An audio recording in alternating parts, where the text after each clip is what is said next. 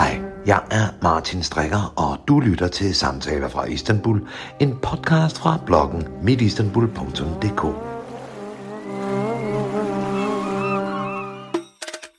Jeg sidder med dig, Kim. Du har kørt Tyrkiet rundt med 13 camper i en konvoj af 13 autocamper fra Danmark. Har du kørt Tyrkiet rundt i 39 dage eller sådan noget? Ja. Er det rigtigt? Ja. Ja. Ej, det er jo så ikke en konvoj, vi kører i. Okay. Vi kører sådan lidt, som man selv lyster. To og to sammen, eller alene. Så en række konvojer, der så mødes hver dag alligevel? En række konvojer, ja. Så hvordan er du kommet på den idé? Hvordan kommer man på den idé med at sige, Gud, tænk så, jeg tror, jeg vil tage til Tyrkiet fra Danmark i min autocamper? Ja, det var jo et godt spørgsmål. Ej, men det startede egentlig, det er forholdsvis nyt. Vi startede for et par år siden med tanken. Vi har kørt rigtig meget i Marokko. Altså, først og fremmest så vil jeg sige, at vi har boet 8 år i vores autocamper, Anne-Mette og mig. Og så vi så aldrig nogen autocamper i Marokko, og så var vi sådan lidt, men det var lidt underligt. Vi kunne godt tænke os at få nogle flere danskere derned til ligesom at opleve det her smukke land. Og så begyndte vi lige så stille og finde ud af, at vi kunne spørge, om der var nogen, der var med. Og det blev meget indviklet, men så tænkte jeg, så blev vi nødt til at lave nogle arrangerede rejser, og så lavede vi arrangerede rejser, og så det startede vi med for 1,5 år siden. Og så har vi kørt nogle ture i Marokko, og så vil vi gerne prøve noget andet også. Og så var vi i Tyrkiet sidste år og køre i 3 måneder, og synes det var meget spændende. Og så har vi lavet en tur hertil, fordi det er også et land, som man tit misforstår, tror jeg, at man er lidt nervøs for tyrker i Danmark. Men så når man kommer over, så opdager man jo, hvor søde og rare mennesker de er. Ja, altså fordi du siger en ting spændende, ikke? Altså, ja. og jeg tænker på, det er jo ikke de fleste mennesker, der siger, Tyrkiet autocamperferie, så er vi afsted. Hvordan er det egentlig at være på autocampertur i Tyrkiet? Er det nemt at finde steder? Er det nemt at komme rundt? Ja, som afskaner er det forholdsvis nemt at komme rundt, kan man sige. Undtagen lige her i Istanbul, hvor der har været lidt små gader. Men det har også været en oplevelse. Men sådan at finde campingpladser, det er ret svært. Altså, fordi de eksisterer ikke på den måde, som vi kender dem fra Europa eller andre steder. Det er mest mindet til tyrker i telt, og så er pladserne små, og der er ikke de faciliteter, man normalt har på en autocamperplads. Så det er primitiv ferie, men det prøver vi også at gøre klar fra starten af. Altså, det er heller ikke derfor, man tager over. Det er jo ikke for at komme på 5-stjernede campingpladser. Men det er sådan lidt nogle gange med kølig vand om morgenen, og når solen er skinnet længe nok, så er der varmt vand i bruserne, ikke? Og så er det jo sådan lidt på den måde, det foregår. Ja. Men sådan en tur er jo sindssygt dyr. Nu tænker jeg både på brændstof og på citage af autocamper. Jeg tænker på overnatningsmuligheder. Hvad koster sådan en tur cirka fra Danmark? Så snakker vi ikke om museer og mad og sådan noget. Altså, rent basis, hvad koster sådan? Rent basis. Jamen, det er lidt svært at sige sådan, altså økonomisk. Altså vores gæster, i år har de givet 14.600 per person. Og det er så inkluderet alle overnatning og masser af besøg på forskellige steder, og bådeture og byrundture og så videre. Så det er det, de giver, og så går man ud og spiser nogle andre dage, så betaler man selvfølgelig det, og man betaler sin egen benzin eller diesel. Men så 14.500, og det er så inklusiv de forskellige bookingsteder og sådan noget? Ja, så er alle overnatninger betalt, og så får man så også den her rejsebog, som vi laver på 100 sider, eller står med koordinater og ruter, man kan køre, og andre ting, man kan se på vejen og sådan noget. Ja, fordi det er jo sådan, altså hvad jeg kunne forstå, så har I har været hernede i 3 måneder og lave research på det her. Altså det er jo ikke noget, man bare lige sætter sig hen for en Google Maps og gør. Altså det er jo et kæmpe benarbejde, I har lagt i det. Ja, tak. Jamen det er det. Det er jo sådan set, fordi Jamen, det har taget 3 måneder, det har været fuldtidsarbejde, fordi vi har i hvert fald set 150 campingpladser og researchet på dem, og så er det så ikke alle, vi har valgt, og der har også kommet et par stykker til, som vi så ikke har været på, fordi at det passer bedre i programmet, efter vi har lavet den rute, vi fandt ud af bagefter, hvordan den skulle være, fordi det kan man ikke gøre samtidig, fordi det kan simpelthen ikke lade sig gøre og strikke sammen. Så det har vi lagt efterfølgende, og så taget alle de data, vi har skrevet ned, og så strikker det sammen til den rute, som det er blevet. Så det er jo et fuldtidsarbejde faktisk, vi har gjort. Ja, men det er det. At lave de her ture her. Ja. Hvor mange ture laver I som året? 1, 2, 3? En i Tyrkiet om året, og så har vi 4 stykker i Marokko. I år har vi haft, og også med autocamperen? Også med autocamperen. Så kører man ned gennem Europa, Spanien over, eller hvordan? Ja, så sejler vi fra Algeciras med en gruppe der. Og så har vi en tur i Spanien også, i Andalusien. En kort tur på 10 dage. Jeg kan godt lide, at du siger kort, men ja. Ja, Marokko er jo også 28 dage, det er jo også... det er også en lang tur. Men det er jo også lang tid, I har været hernede. Hvordan har ruten været? Altså, I kom ind, hvor kom I ind, og hvor kørte I? Vi kørte over ved Ipsala, nede i sydvest Tyrkiet, fra Grækenland, og så ned til Çanakkale-området, og videre ned til Troja, og videre ned ad kysten til Kusadasi, og ja, så lidt henad. Følger kysten et godt stykke henad hen til Antalya, og så op mod Konya, og så videre ud i det anatolske højslette derude mod øst, ikke? Helt ud til Erzincan, ind i Kurdistan og op til Rize og Trabzon og Georgien, og så langs Sortehavskysten tilbage til Istanbul. Altså det var også en enorm tur. Ja. Og det sidste... det er jo en lang tur, ja, men det er jo også fordi, vi har jo sådan tænkt over, at så kunne vi lave en 20-dages tur eller 30 dage, men så ser man kun halvdelen af Tyrkiet, ikke? Og så man kommer ikke over igen. De fleste kommer ikke over igen, så er det sådan lidt synd, man ikke får det hele med. Ja, altså nu, at de fleste af dem, der er på turen, det er jo dem, hvor børnene er for at få redden. Ja. Og der er nogle år bagpå, ikke? Ja. Og et par enkelte par har også sagt til mig, at det der er sidste udenlandstur, det her, og det gør de så for dem selv. Så nu, så man, altså det handler jo også om at se nogle ting. Altså det handler ikke bare om at tage et foto, så nu har jeg været der. Nej.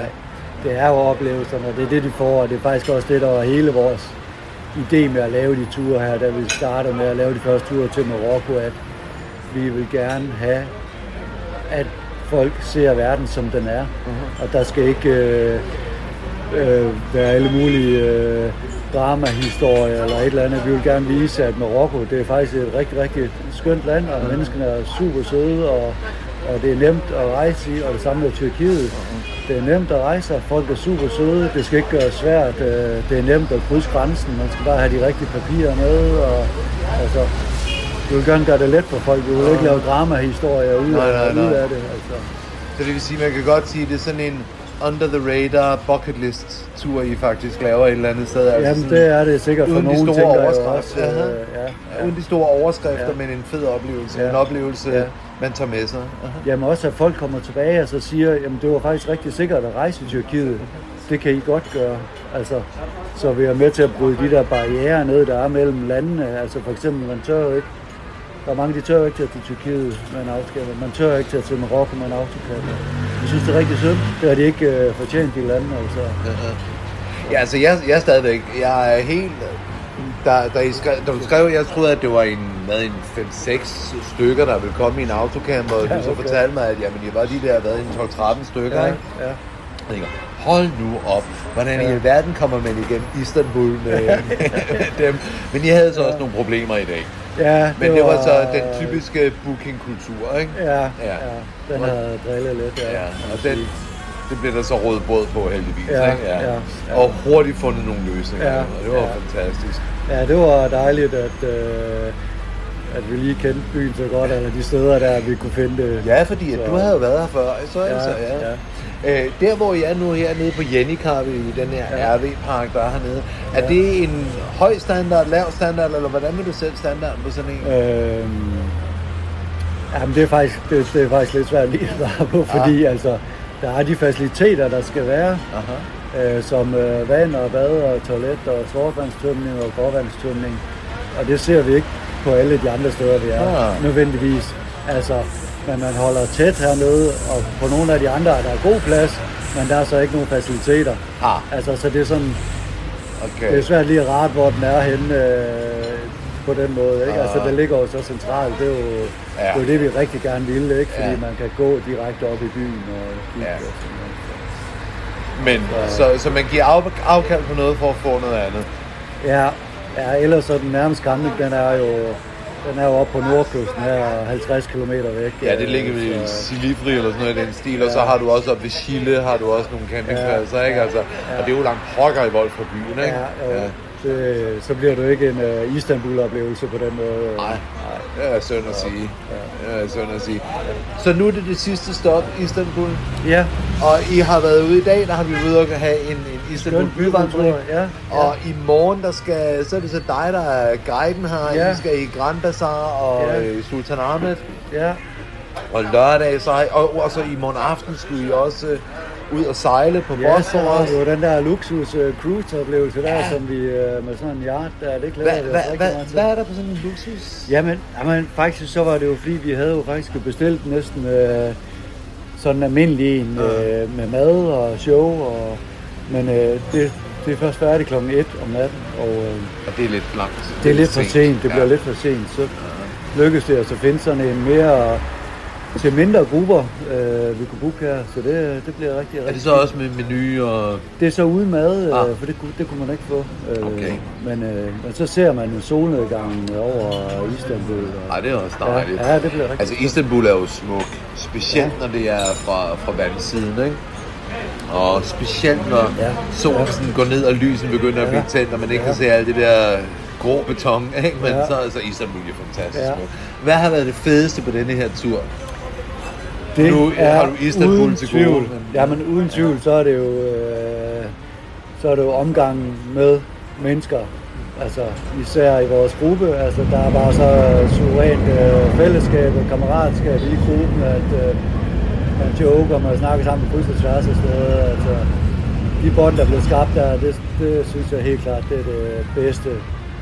Og det at møde vores samarbejdspartnere, sådan altså de lokale rundt omkring på campingpladserne, som vi får ligesom et tilhørsforhold til, og ikke kun for mig, også for gæsterne, at man har det så godt sammen, og der er stor forskel. Nogle steder er de meget reserverede og sådan meget hungrende efter at skabe noget omsætning, og det er ikke så imponerende eller så sjovt, men de der steder, hvor det er sådan ligesom, at man kan mærke, at de er glade for, at vi kommer og gerne vil hjælpe os på alle mulige måder, uden at man føler, at man bliver snydt. Ikke? Altså, det er jo nogle fantastiske steder, og dem er der langt de fleste af. Er det mere ude, altså op ved Sortehavet, sådan, altså de små byer og sådan noget stil? Er det mere der, hvor man kommer i kontakt med lokalbefolkningen, eller er det i Alanya, i Istanbul og så videre? Ja, men det er sådan lidt over det hele. Altså, det er klart, og Sortehavskysten, der kommer jo ikke europæiske turister næsten. Så der er de meget nysgerrige på os og kigger på os, og vil gerne spørge os om ting og snakke med os. Og sådan, og så bliver det sparket noget dæk på autocamperen. Ja, og så er der jo mange, vi møder. Mange så vil de gerne ind og se, hvordan de ser ud, autocamper. De ser ikke ret mange autocamper, og så de fleste lukker folk ind, og vi lige giver en lille runde, og de er så taknemmelige bagefter. Vi har et par hunde med på turen også, et par små hunde, og der er nogle børn, de kommer rigtig kærligt hen til dem og kæler for dem og siger mange tak, og forældrene kommer hen og siger tak, fordi at de må snakke med hunden. Altså, så der er så mange gode oplevelser. Ikke? Så der er alle de små bitte oplevelser, der skaber det hele. Og folk, der giver os ting, smagsprøver, ikke vil have, og hjælper os, og ikke vil have penge for hjælpen. Og sådan. Det er også fantastisk. Det er dejligt. Ja. Hvis nu, at der er nogen, der lytter til podcasten her, og de siger, hey, det her det lyder skide interessant, Marokko eller Spanien eller Tyrkiet med autocamper. Hvordan kan man så få forbindelse til jeres rejser? Jamen, der er flere muligheder. Man kan enten gå ind på hjemmesiden freelifer.dk, eller man kan gå på Facebook med Freelifer Vores Rejser, eller Instagram anna.kim.freelifer.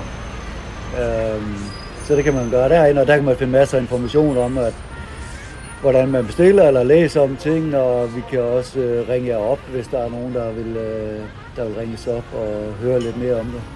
Det er fordi, at jeg er helt slået ud. Jeg havde aldrig troet nogensinde, at jeg ville møde autocamper fra Danmark hernede. Men, og slet ikke på den måde, du har. Men det er jo hammer interessant. Jeg er helt vild med det.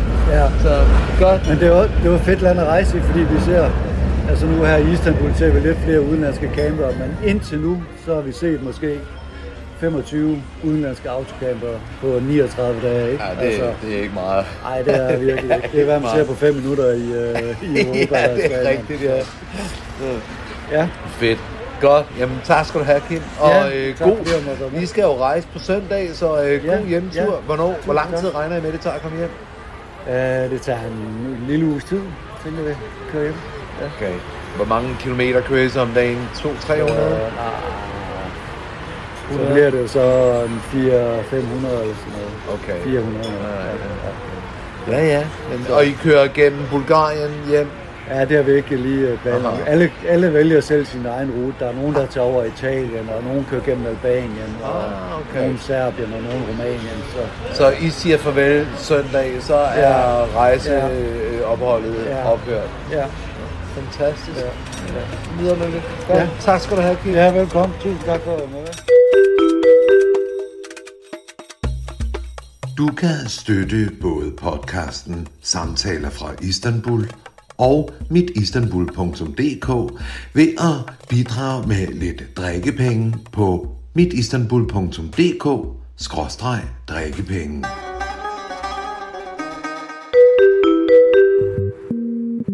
Jeg lå vågen igen i nat. Virkelig? I et godt stykke tid. Nå, gjorde du det? Og tænkte på det hele. Og så lige pludselig, der er sådan en massiv billeddannelse i gang. Mos, hjerte, sol. Plus det løse. Så bliver der bare stille. Det er den vej, det går. Der er en slags fornøjelse i at pervertere den måde, som det er lagt til rette på. Verden kunne også være på en anden måde.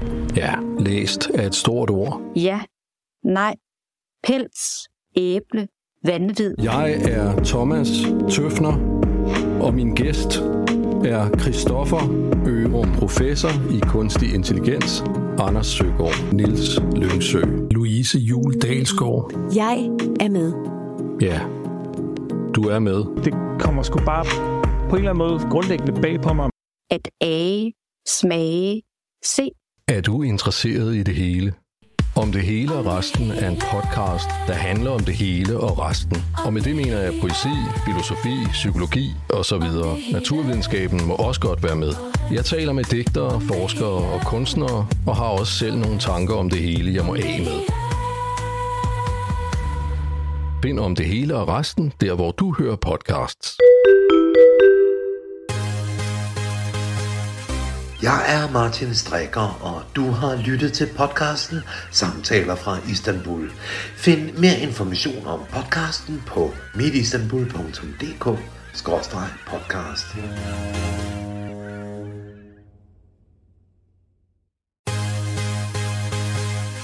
Jeg er Martin Strikker, og du har lyttet til podcasten Samtaler fra Istanbul.